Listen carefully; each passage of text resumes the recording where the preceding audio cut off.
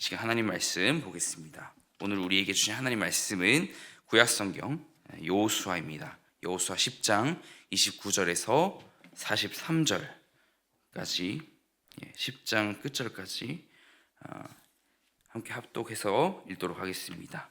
여호수아가 온 이스라엘과 더불어 막게다에서 림나로 나아가서 림나와 싸우매 여호와께서 또 그 성읍과 그 왕을 이스라엘의 손에 붙이신지라.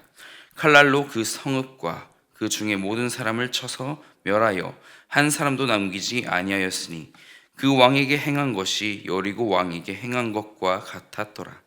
여호수아가 또 온 이스라엘과 더불어 림나에서 라기스로 나아가서 대진하고 싸우더니 여호와께서 라기스를 이스라엘의 손에 넘겨주신지라. 이튿날에 그 성읍을 점령하고 칼날로 그것과 그 안에 모든 사람을 쳐서 멸하였으니 림나에 행한 것과 같았더라. 그때에 게셀 왕 호람이 라기스를 도우려고 올라오므로 여호수아가 그와 그의 백성을 쳐서 한 사람도 남기지 아니하였더라. 여호수아가 온 이스라엘과 더불어 라기스에서 에글론으로 나아가서 대진하고 싸워 그 날에 그 성읍을 취하고 칼날로 그것을 쳐서 그 중에 있는 모든 사람을 당일에 진멸하여 바쳤으니 라기스에 행한 것과 같았더라. 여호수아가 또 온 이스라엘과 더불어 에글론에서 헤브론으로 올라가서 싸워 그 성읍을 점령하고 그것과 그 왕과 그 속한 성읍들과 그 중에 모든 사람을 칼날로 쳐서 하나도 남기지 아니하였으니 그 성읍들과 그 중에 모든 사람을 진멸하여 바친 것이 에글론에 행한 것과 같았더라. 여호수아가 온 이스라엘과 더불어 돌아와서 드빌에 이르러 싸워 그 성읍과 그 왕과 그 속한 성읍들을 점령하고 칼날로 그 성읍을 쳐서 그 안에 모든 사람을 진멸하여 바치고 하나도 남기지 아니하였으니 드빌과 그 왕에게 행한 것이 헤브론에 행한 것과 같았으며 림나와 그 왕에게 행한 것과 같았더라. 이와 같이 여호수아가 그 온 땅 오곳 산지와 네겝과 평지와 경사지와 그 모든 왕을 쳐서 하나도 남기지 아니하고 호흡이 있는 모든 자는 다 진멸하여 바쳤으니 이스라엘의 하나님 여호와께서 명령하신 것과 같았더라. 여호수아가 또 가데스 바네아에서 가사까지와 온 고센 땅을 기브온에 이르기까지 치매 이스라엘의 하나님 여호와께서 이스라엘을 위하여 싸우셨으므로 여호수아가 이 모든 왕들과 그들의 땅을 단번에 빼앗으니라. 여호수아가 온 이스라엘과 더불어 길갈 진영으로 돌아왔더라. 아멘. 현재 우리가 함께 나누고 있는 여호수아서 말씀 가운데는 진멸이라는 단어가 가장 많이 나오게 됩니다. 이스라엘의 이 전쟁 가운데 진멸 규정이라는 것을 잠깐 살피고 가면 좋겠습니다. 이 진멸이라고 하는 전쟁법에 신명기 20장 이렇게 10절 이하로 보게 되면 우리 가나안 땅에서 멀리 떨어진 그 성읍과는 화친을 도모하지만 이 가나안 땅 안에 있는 그 성읍은 진멸하라는 그러한 기록이 있습니다. 그래서 이 전쟁은 신명기 전쟁법에 따라서 행해지고 있는 것입니다. 막게다 왕과 그의 성읍을 진멸한 이후에 여호수아와 이스라엘 군사들의 이야기를 담고 있는데요. 하나님의 이야기지요. 하나님의 승리인 것입니다. 이 가나안 남부 성읍들을 하나씩 점령해 나가고 있습니다. 여호수아는 군대를 이끌고 이 5 왕들이 통치했던 가나안 남부 지역의 성읍들을 차례로 공략하고 또 그 외 남은 성읍들도 점령하게 되는 것입니다. 이런 내용들이 이렇게 요약적으로 제시되고 있는데요. 9절 중심으로 살펴보도록 하겠습니다. 먼저 29절입니다. 여호수아가 온 이스라엘과 더불어 막게다에서 림나로 나아가서 림나와 싸우매. 림나라고 하는 곳은 기브온이란 땅에서 남서쪽으로 20km 지점에 이렇게 위치하는 성읍입니다. 막게다의 위치는 정확하게 알려진 바 없지만 기브온에서 남서쪽 림나와 가까운 곳에 위치했음이 예상되고 있습니다. 33절인데요. 33절은 같이 읽어보겠습니다. 그때의 게셀 왕 호람이 라기스를 도우려고 올라오므로 여호수아가 그와 그 백성을 쳐서 한 사람도 남기지 아니하였더라. 네, 이어서 이 겟셀은 라기스에서 북쪽으로 32km 지점에 위치한 성읍입니다. 림나라는 것을 이렇게 진멸하자마자 이렇게 겟셀왕 호람이 등장하게 돼서 그를 도우러 오는데요. 이 호람의 뜻을 보기 원합니다. 바로 높임을 받는 자라는 뜻입니다. 성도 여러분, 높임을 받으실 분은 오직 하나님 한 분이십니다. 그렇기에 이 성읍을 진멸하는 것 또한 또 이러한 단어에 또 의미가 또 들어있음을 우리가 볼 수 있으면 좋겠습니다. 하나님 외에 높임을 받을 자 없다는 뜻이지요. 36절로 가면요, 이어서 헤브론으로 올라가게 되는데, 이 헤브론은 가나안의 남부 성읍입니다. 기럇 아르바라고도 이렇게 불리는데요, 아낙 사람들의 중심지였고 바로 이 막벨라 굴이 있는 곳입니다. 이스라엘 족장들이 묻힌 곳이 바로 여기에 있지요. 또 이를 되찾는 것에 있어서 이스라엘의 유업이라는 것에 그 의미가 있었습니다. 41절 말씀입니다. 41절, 여호수아가 또 가데스 바네아에서 가사까지 이렇게 뻗게 됩니다. 베엘세바에서 남서쪽으로 이렇게 80km 떨어진 곳으로 추정되는데, 처음 이렇게 진멸한 곳과 또 4배나 가까이 되는 그렇게 반경이 이렇게 점점 넓어지게 되죠. 가사는 해안 평야 지대에 위치한 성읍이고요. 또한 성경에서는 대부분 이런 블레셋의 성읍으로 등장하게 됩니다.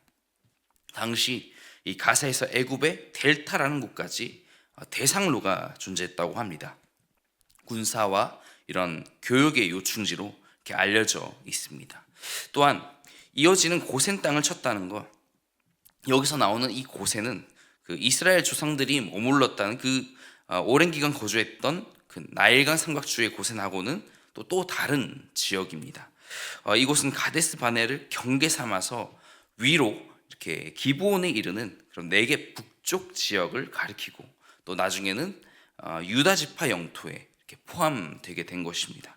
42절에 등장하는 42절을 먼저 같이 읽으면 좋겠습니다. 이스라엘의 하나님 여호와께서 이스라엘을 위하여 싸우셨으므로 여호수아가 이 모든 왕들과 그들의 땅을 단번에 빼앗으니라.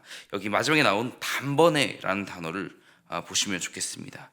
히브리어로 잠깐 보기 원합니다. 이렇게 두 가지로 나눠져 있는데요, 파암, 헤아트라는 표현이 등장합니다. 파암의 뜻은 횟수라는 것이고요, 또한 에하트는 하나를 가리킵니다. 이렇게 합쳐 보았을 때 어떤 의미가 되지요? 한 번에 빼앗다 라는 또 의미로 보게 됩니다. 한 번의 군사작전으로 그들이 기브온 거민의 화친으로 인한 또 남부 연합군과의 전투에서 승리한 이스라엘, 그들은 효과적으로 가나안 남부 지역을 이렇게 점령하게 됩니다. 이렇게 온 이스라엘과 더불어서 여호수아와 함께 하신 하나님은 림나에서부터의 그 승리가 이 마지막 9절까지 이어지게 됩니다.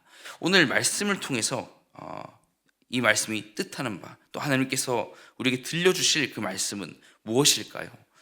바로 이 전쟁이 정말 하나님께 속하였다는 것을 또 증명하고 있고, 또 이스라엘 백성이 수없는 전투에도 불구하고 하나님을 신뢰하고 붙들었다는 그런 증거가 되어지고 있습니다.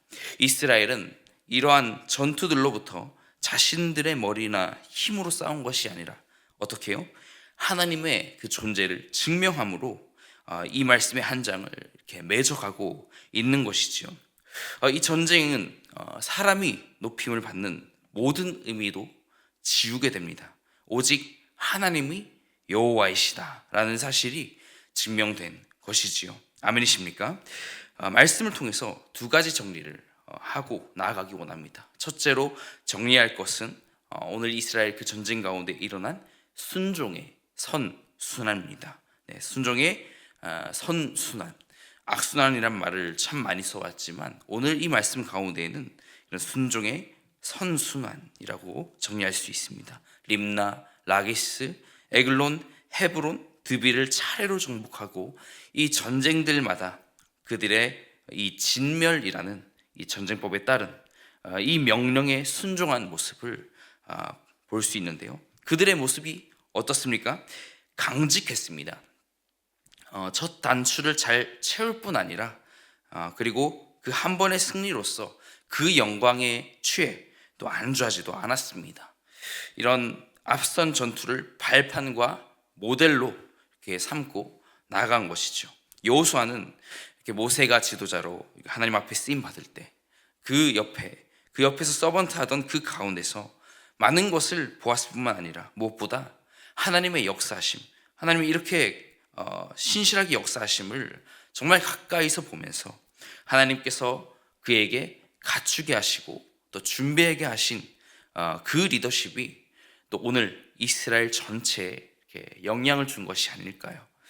한 사람이 세상을 바꿀 수 있다는 것은 바로 이러한 원리입니다.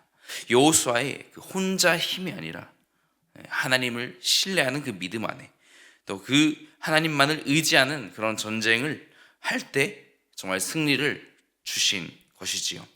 그에게 있는 이 강직함은 악에 대한 심판이 철저히 수행된 것, 또 주저함이 없는 그런 강직함이었다라는 것입니다. 남김없는 순종, 또 후퇴나 후회가 없는 그런 순종이었습니다. 둘째로 이렇게 정리할 것은 이어서 이 순종의 순환만이 승리의 공식이다 라고 함께 정리하면 좋겠습니다. 거칠 것 없는 정복, 이것은 우리의 신앙생활과 아주 가깝습니다.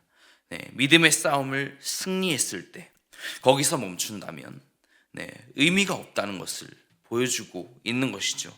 오늘 이 말씀은 요약본 같아도 정말 거칠 것 없는 그런 역동적인 말씀이라는 사실을 기억하십시오. 지도자의 눈에 거슬리고 보기 좋은 것을 정복한 것이 아닌 무엇입니까? 바로 여호와 눈에 악한 자들을 진멸하였다는 그런 거룩한 전쟁이었습니다. 그 정복 안에 순종이 들어간 그런 전쟁인 것이죠. 하나님을 믿는 신앙은 무엇일까요? 결코 화친만이 답이 될 수 없습니다. 타협이 정답이 아니라는 것이지요. 복음을 전한다는 그 명목 아래 신앙의 싸움을 하지 않는 화합의 그런 단체가 존재하지요. 이러한 것들에 우리가 평화 안에 복음이 이렇게 좋다며 이렇게 현혹될 것도 아니라는 것입니다. 승리의 공식은 오직 하나님께 대한 그런 순종의 선순환이며 이 삶은 곧 영적 전쟁에 속한다는 것을 기억하시기를 바랍니다. 예수님께서도 말씀하셨지요. 내가 평화를 주러 왔다고 여기지 마라. 너희 안에 검을 주러 왔다.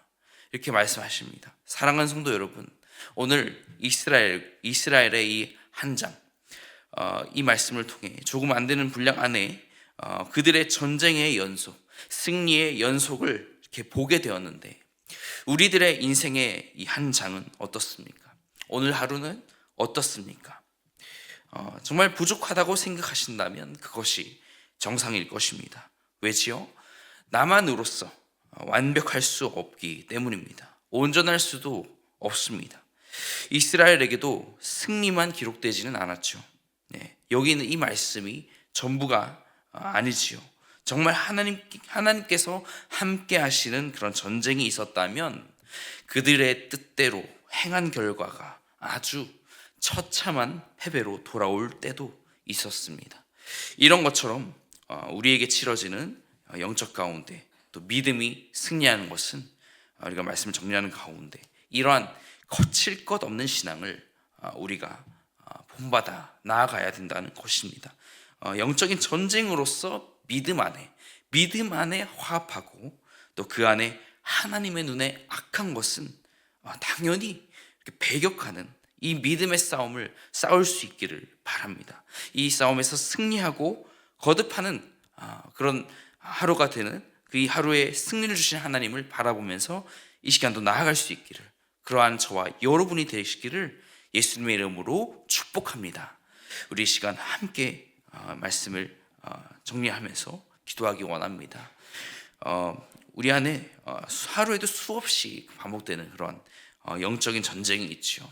영적으로 공격하는 세력을 향하여서 우리가 대적할 뿐만 아니라 우리에게 승리를 이미 주신 그 하나님을 바라보기 원합니다. 오늘 말씀 가운데 승리한 그 이스라엘 이 군대와 우리 나의 모습을 또한 이렇게 대조해 보면서 하나님 없이 우리가 이길 수 없습니다. 하나님만이 오직 주권자이시고 내 인생의 주관자 되십니다. 모든 영적인 전쟁에서 승리하게 하시고 이 삶의 자리 가운데 내게 주어진 작은 것들 하나하나 우리가 주님의 뜻 아래 거하며 이렇게 이루어갈 수 있도록 도와달라고 우리 이 시간 소리내어서 기도하도록 하겠습니다. 기도하겠습니다.